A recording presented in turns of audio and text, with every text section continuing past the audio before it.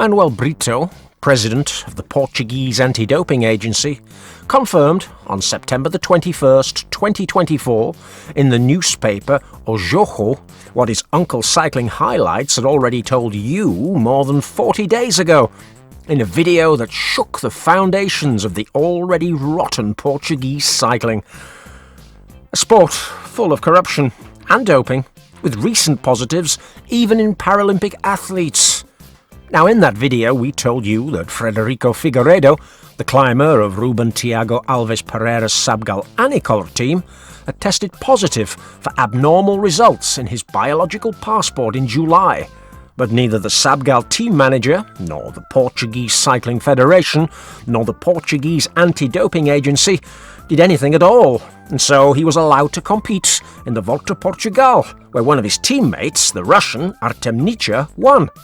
He also got the final victory in the Grande Premio Jornal de Noticias, despite the fact that this rumour was commonplace throughout Portuguese cycling. We told you also that there was another rider, belonging to the Sabgal Anicolor team, who was suspected of anomalous results in the biological passport. And Manuel Brito, in that interview with the newspaper O Jogo, he confirmed that there was another positive case of biological passport anomalies. So today, exclusively, we can bring, for all our Portuguese followers and all those interested in clean cycling far from dirty cheaters, some names. Unfortunately, Brito does not take the initiative. It's difficult for him to make decisions after the Prova Olympia operation, where he took down Nuno Ribeiro and his dirty W52 Porto. And so, Uncle Cycling Highlights is today going to encourage him to sanction Figueiredo once and for all, and the cyclist that we'll talk about today, and his director involved in doping schemes, Ruben Tiago Alves Pereira. We'll also encourage him to bring out the names of the 3 other cyclists who are being investigated for anomalies in their biological passports. Make sure you stay until the end of the video for the whole story. And subscribe to this channel for more cycling content, and also be sure to follow us on our personal Twitter, @UncleCycling. And now, yes, let's find out who is behind that second adverse result in the biological passports. After having analysed the judicial proceedings of Operation Ilex, in which Dr. Marcos Maynar Marinho is investigated, we found not only menotropin prescriptions for Coconut Oil Lopez, but also menotropin prescriptions for Ruben Tiago Alves Pereira, the director of the Sabgal Anicolor team, as well as 3 specific training plans for 3 of the cyclists of this Portuguese team dating to the 2022 season. And for this, Ruben Tiago Alves Pereira paid €17,000 to the Spanish doctor. Plans which included the famous pumps and homemade pills manufactured by the professor of the University of Extremadura and prescribed to the 3 cyclists in question.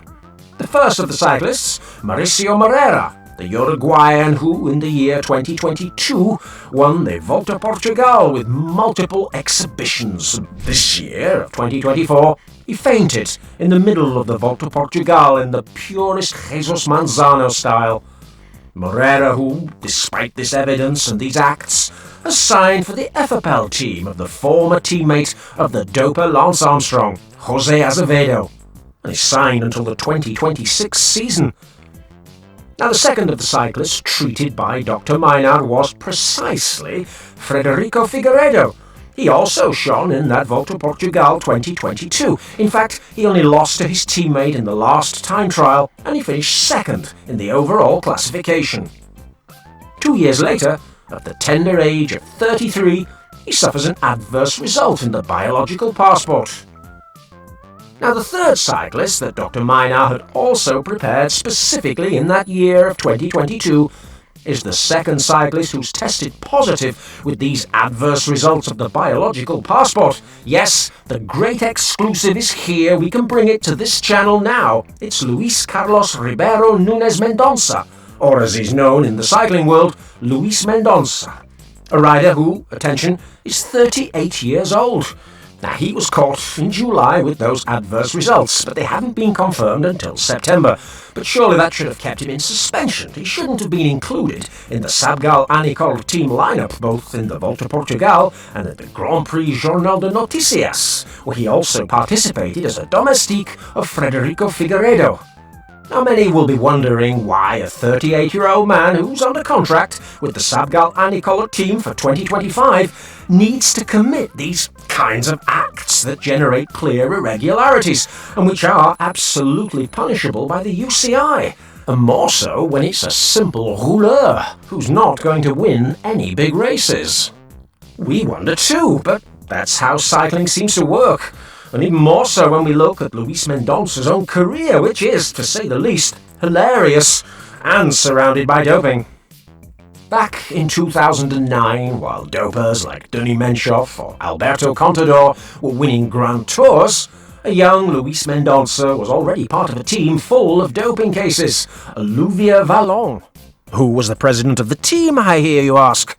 The same Nuno Ribeiro who, that same year, won the 2009 Volta Portugal, totally doped with Sierra, and who, years later, has been sanctioned for 25 years as director of the doping team W52 Porto. Mendonça even agreed to ride for free in that team full of dopers for several seasons, because he was a simple, vulgar cyclist without any great results or highlights during his under-23 period. Unfortunately, the Alluvia Vallon team disappeared after a case of doping involving a 50-year-old master cyclist, Antonio Benta, who was very close to Luis Mendonça and his brother, and he even declared at the time that he was pedalling quicker at the age of 50 than he ever did at 30. But I suppose this is quite normal when you consider that a refrigerator with doping products was found in a massage parlour next to his bike store, a store frequented by Luis Mendonça. Oh, it's a story typical of the movie Tour de Pharmacy. Now, after that time, Mendonça left professional cycling and ended up doing various other jobs, from waiter to actor. And there he coincided with the mythical doper Giovan Battista Iera, the same fellow who sponsors the Astana team. They appeared in the film Le Vélo by Ghislaine Lambert. And there we imagine that Mendonça, playing the character of Fabrice Bruyant, surely acquired some notorious knowledge that came in very handy in his professional career. And after meandering through all these activities, he then found a niche in the professional peloton in 2016 with the Brazilian team Funvic Soul Cycle Carrefour. And there he coincided with, amongst others, the current director of the miracle team of Spanish cycling, Pablo Urtasun of Kern Pharma, or indeed the mythical Antonio Piedra, who provided so many successes for teams like Caja Rural or Manzana Postobon. Suddenly, at 30 years old, the guy whose result sheet was packed with DNFs began to fly in the Portuguese peloton. And in 2018 he achieved the greatest success of his career, the Volta ao Alentejo, winning it ahead of the growth hormone-doped Ricardo Mestre of Porto and his future teammate Mauricio Moreira, then in the ranks of Caja Rural. In 2020 he arrived at the full racing structure, that is, the current Sabgal Anicol team, just coinciding with the arrival of Ruben Tiago Alves Pereira as sport director to replace his influential father, Carlos Pereira. This came just a year after obtaining the cycling sports director's course qualification. Together, they became thick as thieves, and Mendonça continues to compete in the main events on the Portuguese calendar. He didn't win many victories. He continued to age, but nevertheless he kept renewing his contract with Sabgal Anicol. He was part of Dr. Maynar's plans, and then now, in July, he's caught with adverse results in the biological passport. But it doesn't matter, he continues to play the game. The Portuguese Federation doesn't suspend him, nor his teammate of a similar trajectory, Frederico Figueiredo, nor, of course, Ruben Tiago Alves Pereira, the director of whom UAE Team Emirates' very own Jose Antonio Fernandez Machin is proud to pose for photos with. How long is this bad joke going to last? Manuel Brito, if we know what everyone in Portuguese cycling knows, then you know it too. act accordingly. Because, well, I don't understand why you earn such a good salary while the fans have to enjoy totally adulterated races. Now, dear viewers, stop by these videos on the screen if you want to fully understand the Pereira case. And of course, we will see you in the next show.